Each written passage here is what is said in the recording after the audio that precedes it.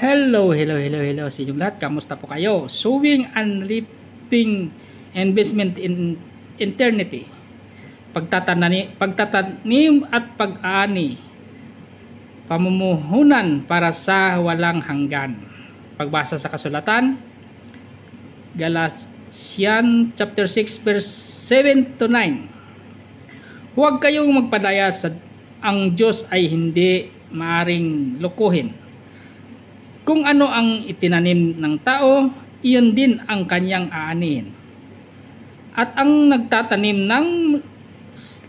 ng salaman ay mula sa laman, ang mag-aani ng kasiraan. Ngunit ang nagtatanim ng espiritu ay mula sa espiritu ay mag-aani ng buhay na walang hanggan.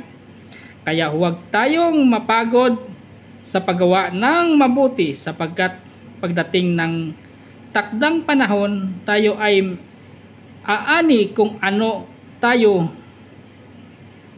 yuyuko. Sa ating pang-araw-araw na buhay, bawat kilos, desisyon at pag-uugali ay parang mga binhing ating tinatanim.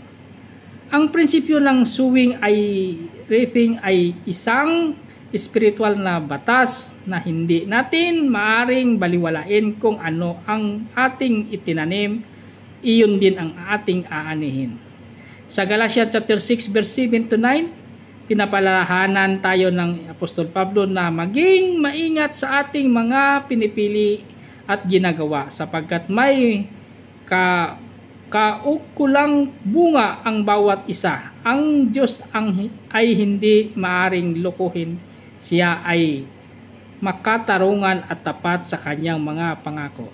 Salamat sa Diyos sa kanyang salita. At ugaliin natin laging manalangin sa Diyos.